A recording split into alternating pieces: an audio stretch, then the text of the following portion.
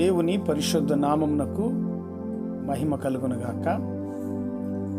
దేవుని నామములో మీకు శుభాలు తెలియజేయుచున్నాను. వాక్యాన్ని గ్రీకులో లోగోస్ అంటారు. లోగోస్ అనగా దేవుని యొక్క వాక్యం. వాక్ అయినటువంటి దేవుడు శరీరధారిగా కృపాసత్య సంపూర్ణుడుగా మన మధ్యలో నివసించటానికి ఆయన లోకానికి వచ్చి ఉన్నాడు. అయితే జీవవాక్యమైనటువంటి యేసు క్రీస్తు ద్వారా దేవునిని మనము, దేవుని జ్ఞానాన్ని, దేవుని యొక్క ఉనికిని, దేవుని శక్తిని మనము చూడగలిగాం. జీవవాక్యం అని యేసుక్రీస్తు ద్వారా దేవునిని మనము తెలుసుకోవడం అనేది చాలా శ్రేష్టమైన మార్గమని దేవుని యొక్క లేఖనాల ద్వారా మనం తెలుసుకోవడం అది చాలా శ్రేష్టమైన మార్గం. యేసయ్య మనకు దేవుణ్ణి బయలుపరచటానికే కాదు కానీ ఆయన మన మధ్యలో నివసించడానికి కూడా ఆయన లోకానికి వచ్చి ఉన్నారు. ఆయన ఆత్మ మనలో నివసించుచున్నదని, ఆయన బట్టి మనము ఏ కొదువు లేని వారిగా జీవించుచున్నామని మనము నమ్ముచున్నాం. దేవుని బిడ్డలారా, ఈ దినము మరి విశ్వాసమును గూర్చినటువంటి లేక విశ్వాసములో ఉన్నటువంటి ఏ రకమైన విశ్వాసాన్ని మనం కలిగి ఉన్నామనేది నేర్చుకోబోతున్నాం. విశ్వాసం అనేది దేవుని ఎడల ప్రతిస్పందన. విశ్వాసం అనేది దేవుని కదిలించటానికి మనము కూడగొట్టుకోవలసిన విషయం అని మనం తరచూ అనుకుంటూ ఉంటాం. కానీ విశ్వాసం అంటే దేవుడు మనకు ఇప్పటికే ఇచ్చిన దానిని, దేవుడు మనకు ఇచ్చిన దానిని గుర్తించడమే విశ్వాసం. ఆల్రెడీ దేవుడు మనకు ఇచ్చిన దానిని గ్రహించడమే విశ్వాసం.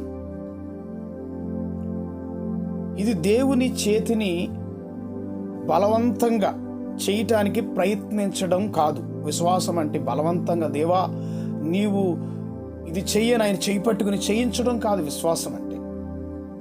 విశ్వాసం అంటే ఆయన ఇప్పటికే చేసిన దానితో మన హృదయాలను సర్దుబాటు చేసుకోవడం. ఆల్రెడీ దేవా నువ్వు నా ఎడల చేశావు, నువ్వు చేసిన దానికి నాయనా నా హృదయమును సమ్మతిస్తున్నాను, నా పట్ల నువ్వు చేసావని నీ హృదయాన్ని నువ్వు సర్దుబాటు చేసుకోవాలి. దేవునికి స్తోత్రం కలుగునుగాక. మనం ప్రార్థన చేస్తాం. మనం ప్రార్థన చేసినప్పుడు, ఉపవాసం ఉన్నప్పుడు ఆయన ఇప్పటికే మనలో ఉంచిన శక్తితో జీవించటానికి, మన అంతరంగానికి షరతులు పెట్టడమే మన జీవితంలో ప్రార్థన చేయటము, ఉపవాసం ఉండడం అంటే మన హృదయానికి ఒక షరతు. దేవుని శక్తి మనలో మనం జీవించటానికి, మన అంతరంగానికి దేవుడు ఆల్రెడీ మనకు శక్తినిచ్చాడని గ్రహించి మన నిత్యము కూడా ఆయన ప్రార్థించాలి. అలాగే ఉపవాసం ఉండి మనం ఉపవాస ప్రార్థన మనం చేస్తున్నాం. విశ్వాసం అనేది దేవుడు పని చేయటానికి మనం చేసేది కాదు. విశ్వాసం అంటే దేవుడు చేసేదానికి మన ప్రతిస్పందన. యేసు మీ ముందు నిలబడి వాగ్దానం చేస్తున్నాడు. ఏమనంటే, ఒకవేళ స్వస్థత లేదా, సదుపాయం లేదా, విమోచన లేదా, మరి మీరు ఆయన్ను నమ్ముతున్నారా అని అడుగుతున్నాడు. ఆయన ఈ జీవితంలో ఒకవేళ విశ్వాసం లేకపోయినా, స్వస్థత లేకపోయినా, దేవుని బిడ్డలారా ఆయన అడుగుతున్నాడు, మీరు ఆయన నమ్ముతున్నారా? దేవుని బిడ్డలారా, మీరు ఆయన విశ్వసించినట్లయితే అదే వాగ్దానము వాక్యములో ఉంది. విశ్వాసం అనేది నిరీక్షించు వాటికి సాక్ష్యమై ఉంది. విశ్వాసం అని చూడని దానికి నిదర్శనమే విశ్వాసం. చూడని దానికి నిదర్శనం. బైబిల్లో మనం చదువుతాం, వాక్యము సజీవమైనదని. వాక్యము సజీవమైనది, చురుకైనది, అన్నిటికంటే పదునైనది, రెండంచుల ఖడ్గము వంటిది దేవుని యొక్క వాక్యం. దేవుని స్తోత్రం. అదే మన జీవితాలలో ఫలించటానికంట ఉద్దేశించబడినది. దేవుని యొక్క వాక్యము మన జీవితాల్లో మనం ఫలించటానికి ఉద్దేశించబడినటువంటిదై ఉన్నది. దేవునికి స్తోత్రం కలుగునుగాక. మనం తరచుగా ఎదుర్కొనే సమస్య ఏంటో తెలుసా? మన హృదయము మందకోడిగా మారడం, అంటే మన మనస్సు డల్గా అయిపోవడం. చాలామంది చూడండి, ఆత్మీయ జీవితంలో డల్ అయిపోతూ ఉంటారు. చురుకుతనం ఉండదు, మందకోడితనముగా ఉంటారు. అందుకనే నిరుత్సాహము, భయాలు, గతంలో జరిగిన బాధలు దేవుని వాగ్దానాలను స్పష్టముగా చూడగలిగే మన సామర్థ్యాన్ని మరుగుపరుస్తాయి. నీ జీవితంలో భయాలున్నా, లేకపోతే నిరుత్సాహం ఉన్నా, గతంలో జరిగినటువంటి బాధలు, దేవుని వాగ్దానాలు నిన్ను చూడకుండా ఏం చేస్తాయంటే అవి మరుగు చేస్తున్నాయి. కానీ దేవుడు మనకు నూతన హృదయాన్ని ఇచ్చాడు. దేవుని స్తోత్రం కలుగునగాక. ఆయన చిత్తానికి మరియు ఆయన ఆజ్ఞలకు అనుగుణంగా మన హృదయాన్ని రూపొందించాడు ఆయన. అదే దేవుడు నీకు ఇచ్చిన నూతనమైన హృదయము. దేవునికి స్తోత్రం కలుగునగాక. మరి మన కర్తవ్యం ఏమిటి? మన హృదయాలను కాపాడుకోవడమే మన కర్తవ్యం. మన మనస్సులను కాపాడుకోవడమే మన కర్తవ్యం. ఆయన వాక్యము ఫలించేలాగా ఆయన్ని స్వీకరించాలి.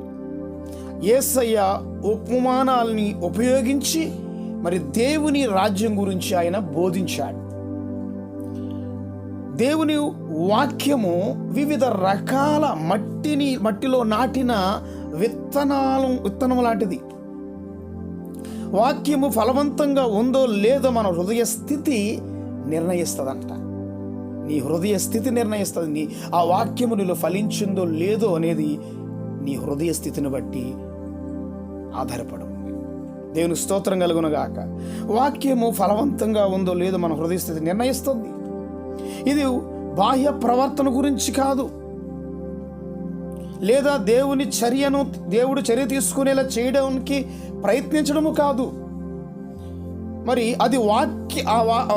అది వాక్యాన్ని మనలో వేళ్ళు తన్నుకుని ఎదగనివ్వాలి. ఆ వాక్యము మన హృదయములో వేళ్ళు తన్ని ఎదగనివ్వడం. ఫలవంతమైన క్రైస్తవ జీవితాన్ని గడపడానికి మనము అనుమతించాలి. మనం ఏదైనా చేయమని దేవుణ్ణి వేడుకోవాల్సిన అవసరం లేదు. ఎందుకంటే ఆయన ఆల్రెడీ చేసిన దానిలో మన హృదయాలను సరిదిద్దుకోవాలి. ఆల్రెడీ ఆయన చేసిన దానిలో మన జీవితాల్ని సరిదిద్దుకోవాలి. విశ్వాసం అంటే ఆయన గుణాలపైన, ఆయన వాగ్దానాలపైన నమ్మకం ఉంచడమే విశ్వాసం. మనం ఇలా చేసినప్పుడు ఆయన ఆత్మ మనల్ని ఆయనలాగా, మనం అలా చేసినప్పుడు ఆయన ఆత్మ మనలో నివసించడానికి అనుమతిస్తాము. మనల్ని మార్చుకుంటాము. మనల్ని ఆయనలాగా మార్చుకుంటాము. మన జీవితాన్ని ఎలా మార్చుకుంటామో తెలుసా? ఆయనలాగా, లైక్ హిమ్, ఆయనలాగా మన జీవితాలు మార్చుకుంటాం. మీ హృదయము మీ కనుదృష్టి అంటే మీ ఫోకస్ ఎక్కడ కేంద్రీకృతమై ఉన్నాయి? నీ ఫోకస్ ఎక్కడుంది? నీ హృదయం ఎక్కడుంది?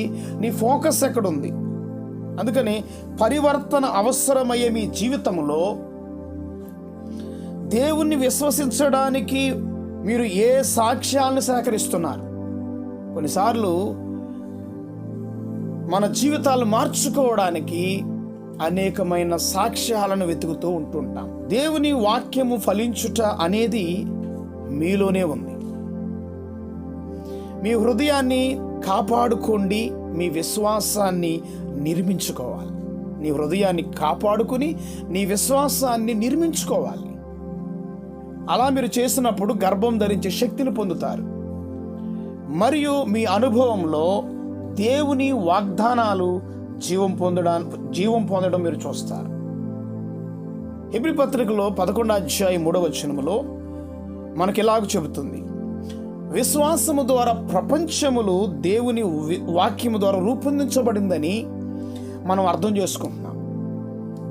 విశ్వాసం మనకు సహజ ప్రపంచాన్ని దాటి, విశ్వాసం చూడండి ఏం చేస్తుందంటే సహజ ప్రపంచాన్ని దాటించి దేవుడు స్థాపించిన ఆధ్యాత్మికమైన వాస్తవికతను చూడడానికి, లేక ఆధ్యాత్మికమైన ప్రపంచాన్ని చూడడానికి అనుమతినిస్తుంది విశ్వాసము. దేవుని స్తోత్రం. హెబ్రీ పత్రికలో 11 వచనం మనం చూస్తే, శారా గర్భం ధరించడాన్ని బలం పొందింది. శారా గర్భము ధరించడానికి బలం పొందింది. ఎందుకంటే వాగ్దానం చేసిన వానిని నమ్మకస్తుడని నిర్ధారించింది. వాగ్దానం చేసిన వాడు నమ్మకమైన వాడని నమ్మింది. దేవునిలో విశ్వాసం మధ్యలో ఉన్న క్లిష్టమైన సంబంధాన్ని ఇక్కడ మనం చూస్తున్నాం.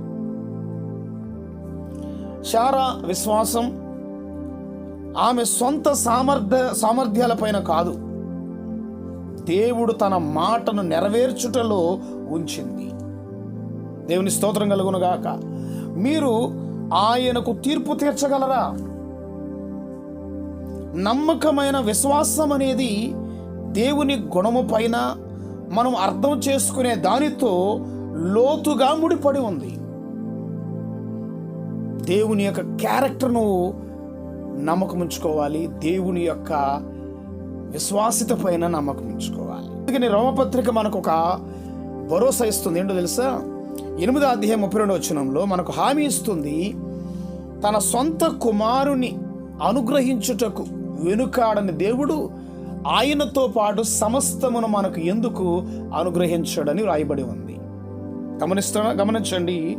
ఆయన మనకు యేసయ్యనిచ్చినట్లయితే, తండ్రి తన కుమారుని యేసయ్యను మనకిచ్చినట్లయితే, మరి ఇతర వాగ్దానాలు నెరవేర్చడానికి ఆయనకు సుముఖత లేదా?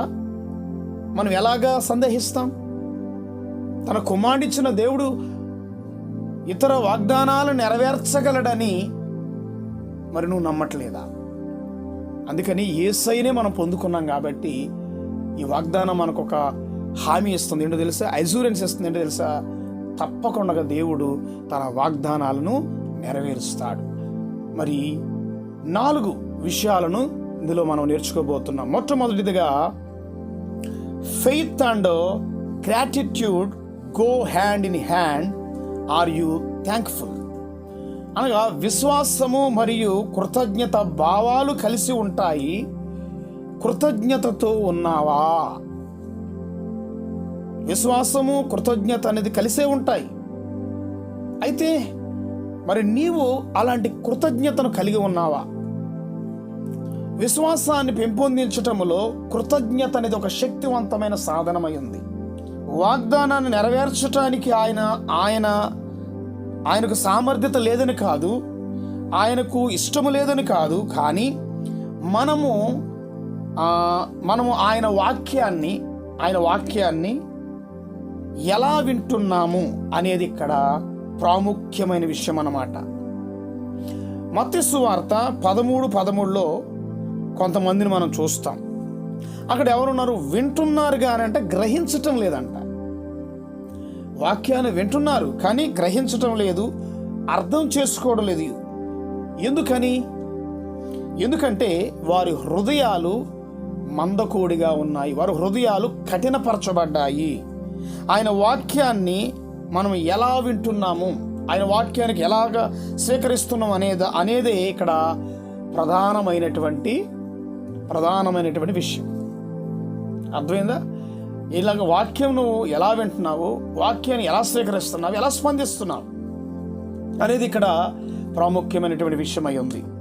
మన హృదయం గమనించండి, మన హృదయం తెరిచి ఉంటేనంట మన వాగ్దానాలను స్పష్టముగా గ్రహించవచ్చు. మన హృదయం తెరిచి ఉంటే మనం వాగ్దానాలను స్పష్టంగా గ్రహించవచ్చు. విశ్వాసపు వేరులు అల్లుకునేలా చేయొచ్చు. దేవుని స్తోత్రం కలుగునుగాక. అందుకనే మనం చాలా జాగ్రత్తగా వింటున్నప్పుడు వాక్యాన్ని వినాలి, వాక్యాన్ని గ్రహించాలి, వాక్యాన్ని అర్థం చేసుకోవాలి. రెండవది, క్రియేషన్ డిక్లైర్స్ హిస్ ఫెయిత్ఫుల్నెస్. అనగా సృష్టి తన విశ్వాసాన్ని ప్రకటిస్తుంది, లేక వెల్లడి చేస్తుంది, తెలియచేస్తుంది. మనకంట భరోసా అవసరమైనప్పుడు దేవుడు సృష్టించిన ప్రపంచాన్ని చూడాలన్నమాట. ఆయన చేసిన సృష్టిని మనం చూడాలి. ప్రకృతి స్వయంగా దేవుని ఏర్పాటును విశ్వాసనీయతకు సాక్ష్యమిస్తుంది. ప్రకృతి సాక్ష్యమిస్తుంది ఆయన ఏర్పాటు గురించి, ఆయన విశ్వాసతను గురించి. పక్షులు, ఉడతలు, ఇలాగా మీరు పీల్చే గాలిని చూడండి. మీరు తీసుకునే ప్రతి శ్వాస మీ శరీరంలో ప్రక్రియ క్యాసెడ్ను సెట్ చేస్తుంది. మీ అవయవాలకు ఆక్సిజన్ సరఫరా చేస్తుంది. మనకంట వ్యాధి నిరోధక శక్తిని బలోపేతం చేస్తుంది. మన శరీరములో వ్యాధి నిరోధక శక్తిని బలోపేతం చేస్తుంది. దేవుని స్తోత్రం కలుగునగాక. ఆరోగ్యకరమైన ఆలోచనలు, భావోద్వేగాలను కూడా సపోర్ట్ చేస్తుంది. దేవుడు మీ శరీరాన్ని ఇలా పనిచేసేలా సృష్టించాడు. ఎంత అద్భుతమండి. సృష్టిలో నుండి మనం ఇవన్నిటిని కూడా మనము పొందుకునేలాగా దేవుడు మనల్ని చక్కగా సృష్టించాడు. మరి సంక్లిష్టమైన సమతుల్యములోకి ఆయన ఒక ఆధ్యాత్మిక వ్యవస్థను కూడా సృష్టించాడు. అదే మీ జీవితానికి, దైవభక్తికి కావలసిన వాటన్నిటినీ అందిస్తుంది. మన జీవితానికి, దైవభక్తికి కావలసిన వాటన్నిటిని అందిస్తుంది. మీ ఆత్మీయ జీవితం భిన్నమైనదిగా ఉండకూడదు. మీ ఆత్మీయ జీవితం ఎప్పుడు భిన్నమైనదిగా ఉండకూడదు. ఎందుకంటే దేవుని వాక్యము అనగా లోగోస్ మీలో నాటబడి మీ ఆత్మీయ జీవితానికి జీవాన్నిస్తుంది. దేవుని వాక్యం మీలో నాటబడి మీకు జీవాన్నిస్తుంది. మీకు జ్ఞానముతో కూడిన మార్గాన్ని నిర్దేశిస్తుంది. నీ ప్రతి అడుగులో ఆయన ఉద్దేశాన్ని నెరవేర్చడానికి నడిపిస్తుంది దేవుని వాక్యము. దేవుని స్తోత్రం కలుగునుగాక. మన చుట్టూ ఉన్న ప్రపంచము మరి అస్తవ్యస్తంగా ఉండొచ్చు. నీ చుట్టూ ఉన్న ప్రపంచము అస్తవ్యస్తంగా ఉండొచ్చు, గందరగోళంగా ఉండొచ్చు. కానీ మీలో ఉన్న క్రీస్తు స్థితి ప్రపంచ స్థితి కంటే గొప్పది. అంటే మీలో ఉన్న క్రీస్తు లోకములో ఉన్న పరిస్థితుల కంటే గొప్పవాడు. దేవునికి మహిమ కలుగునుగాక. అందుకని ఎప్పుడు కూడా మన జీవితములు గమనించండి. ఆ సృష్టి తన విశ్వాసాన్ని ప్రకటిస్తుంది, తన విశ్వాసితని వెల్లడిచేస్తుంది. మరి అలాంటప్పుడు నీవు ఎంత నమ్మకస్తుడుగా దేవుని దగ్గర ఉండాలి, నువ్వెంత విశ్వాసత కలిగి దేవుని దగ్గర ఉండాలి. కానీ దేవుని మరి విశ్వాస్యతను నువ్వు తీర్పు తీర్చకూడదు. దేవుని యొక్క విశ్వాస్యతను గురించి నీవు తీర్పు తీర్చకూడదు. కొన్నిసార్లు దేవుడు లేడు, దేవుడు ఉంటే నాకు ఎందుకు ఇలా జరుగుతుంది అని ఆయన విశ్వాస్యతను, ఆయన ప్రేమను శంకిస్తూ లేక సందేహిస్తూ ఉంటా. అందుకనే నీకు భరోసా వచ్చేలాగా నువ్వేం చూడాలో తెలుసు. అలాంటప్పుడు దేవుడు సృష్టించిన సృష్టిని చూడు. ఆ ప్రకృతి దేవుని యొక్క విశ్వాసతను వెల్లడి చేస్తుంది. దేవునికి మహిమ కలుగునగాక. మూడవది మనం గమనించినట్లయితే ఫెయిత్ రిక్వైర్స్ డిసిప్లిన్. విశ్వాసానికి క్రమశిక్షణ అనేది అవసరం.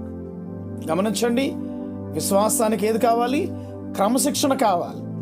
విశ్వాసానికి క్రమశిక్షణ చాలా అవసరం. ఆధ్యాత్మిక కోణం గురించి మనకున్న అవగాహన నుండి మనం తరచుగా ఏమైపోతామంటే డిస్కనెక్ట్ అయిపోతూ ఉంటాం. ఆధ్యాత్మిక కోణంలో ఉంటూ ఆధ్యాత్మికంగా ఎదుగుతుంటాము. కొన్నిసార్లు అందులో నుంచి ఏమైపోతామంటే డిస్కనెక్ట్, అంటే తప్పిపోతుంటాం. అందుకనే ఆధ్యాత్మిక రంగం అనేది మనకు అవసరమైన క్షణాల్లో మాత్రమే యాక్సెస్ చేయదు. ఆత్మీయమైనటువంటి ఆధ్యాత్మికత అనేది మనకు అవసరమైనప్పుడు మాత్రమే యాక్సెస్ చేయదు. అది ఆరోగ్యాన్ని, జ్ఞానాన్ని, దేవుని బిడ్డలారా, మరి వైద్యాన్ని, అది ఆరోగ్యాన్ని, జ్ఞానాన్ని, వైద్యాన్ని మరియు జీవితంలో స్థిరమైన అవసరమైన వాటన్నిటినీ అది మనకు అనుగ్రహిస్తుంది. దేవుని స్తోత్రం కలుగునుగాక.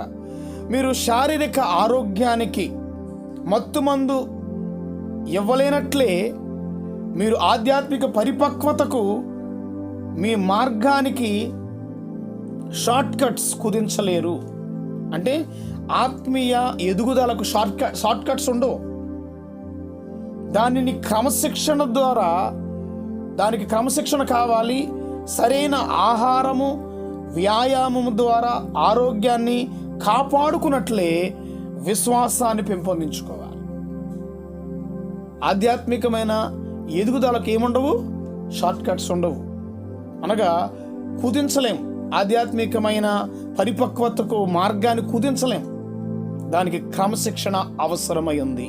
విశ్వాసం అంటే దేవుడి ఎవరనే దానికి ప్రతిస్పందనే కానీ ఆయన ఏమి చేయగలడు అనేది కాదు.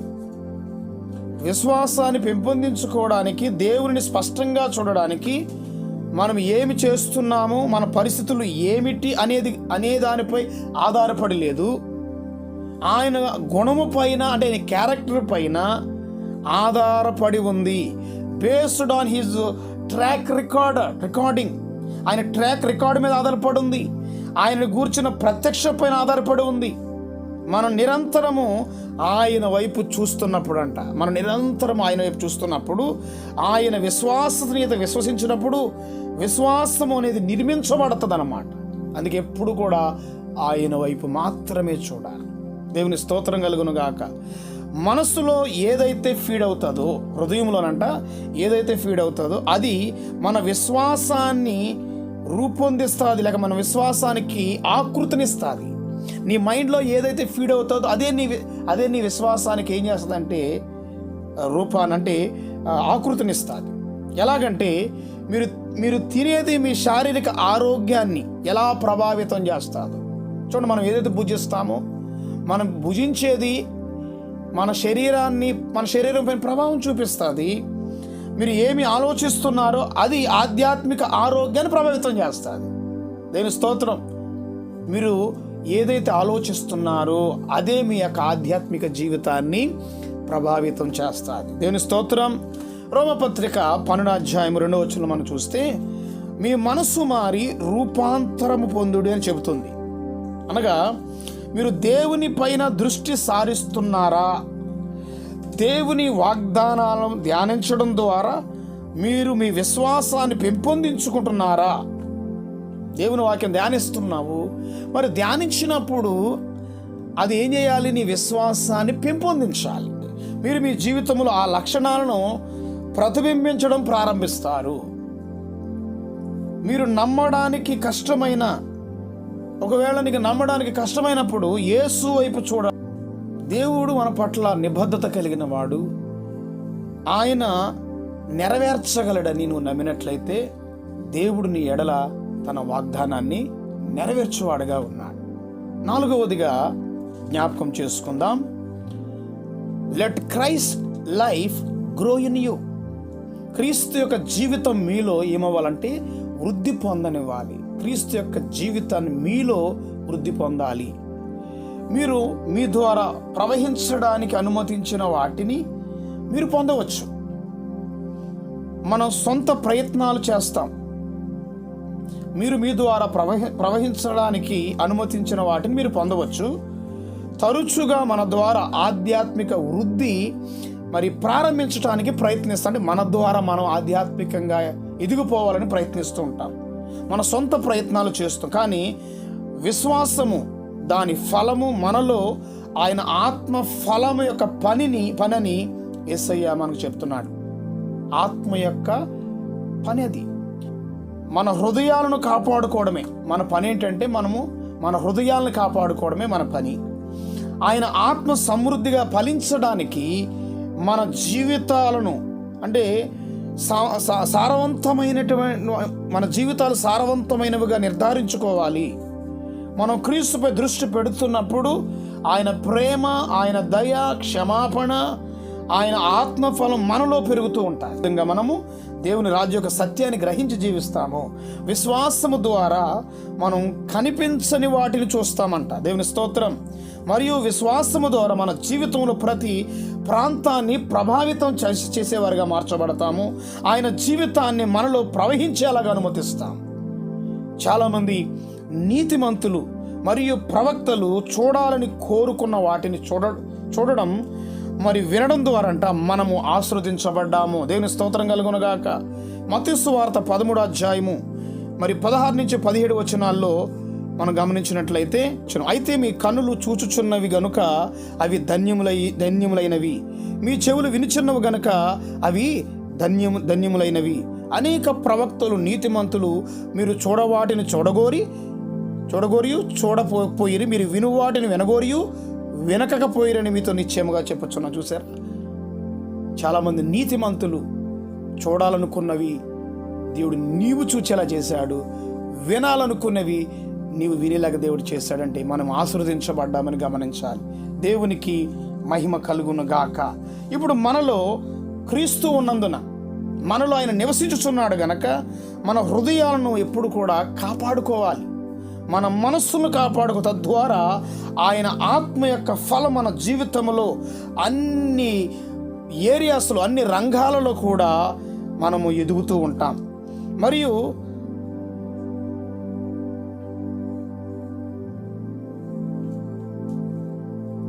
విశ్వాసము ద్వారా ఆయన రాజ్యాన్ని గ్రహించి ఆయన గుణాన్ని విశ్వసించాలి. విశ్వాసము ద్వారా ఇప్పుడు కూడా ఆయన రాజ్యము నాలోనే ఉందని గ్రహించాలి. ఆయన యొక్క విశ్వాసతను నమ్మాలి, ఆయన క్యారెక్టర్ని నమ్మాలి. అందుకని మరి క్రీస్తు నీలో వృద్ధి పొందాలి, యేసయ్య నీలో ఎదగాలి. నిజంగా మాట 13వ అధ్యాయం మత్తయి సువార్తలు అన్నాడు, నీతిమంతులు చూడాలనుకున్నవి చూడలేకపోయారు, వినాలనుకుని వినలేకపోయారు. కానీ నీలో నాలో ఆయన మరి మనలో మనం చూడగోరాము, మనం వినగలుగుతున్నామంటే, ఆయన కార్యాలను మనం గ్రహించగలుగుతున్నామంటే మనం ఆశీర్వదించబడ్డామని గమనించాలి. దేవుని ప్రియమైన బిడ్డలారా గమనించండి, ఈ విశ్వాస జీవితం అనేది దేవుని పైన ఆధారపడి ఉంది. ఆధ్యాత్మికంగా వృద్ధి పొందడానికి దేవుని బిడ్డలారా నీ సొంత ప్రయత్నాల ద్వారా నువ్వు వృద్ధి చెందలేవు.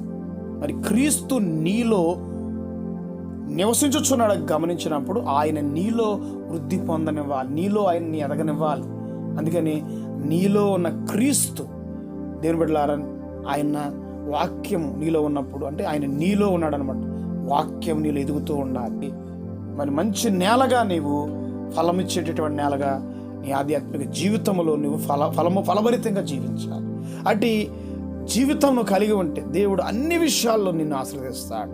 ఎప్పుడు దేవుని విశ్వాసతను మరి తీర్పు తీర్చకండి, కానీ ఆయన నమ్మకత్వాన్ని గురించి మాట్లాడండి. దేవుడు ఎంత విశ్వాసత గలవాడు, ఆయన ఎంత నమ్మదగిన వాడు, ఆయన ఎంత ప్రేమ కలిగిన వాడు, ఆయన కార్యాల గురించి, ఆయన అద్భుతాల గురించి నువ్వు తీర్పు తీర్చు. దేవా, నీ కార్యాలు ఎంత గొప్పవి నాయనా, నీ అద్భుతాలు ఎంత గొప్పవి, నీ కార్యాలు ఎంత గొప్పవి. అందుకని మునుపు నీ జీవితంలో ఆయన చేసిన కార్యాలను జ్ఞాపకం చేసుకుంటా ఉన్నప్పుడు నీ జీవితంలో అపనమ్మకం నీలోకి రాకుండా, సందేహం నీలో ప్రవేశించకుండా నువ్వు దేవుని పైన ఆధారపడి జీవిస్తావు. దేవుని అట్టి విధముగా ఆధ్యాత్మిక అభివృద్ధి చెందండి. దేవుని కృపలో ఎదగండి. దేవుడు అట్టి కృప మీకు అనుగ్రహించునుగాక. ఆమేన్.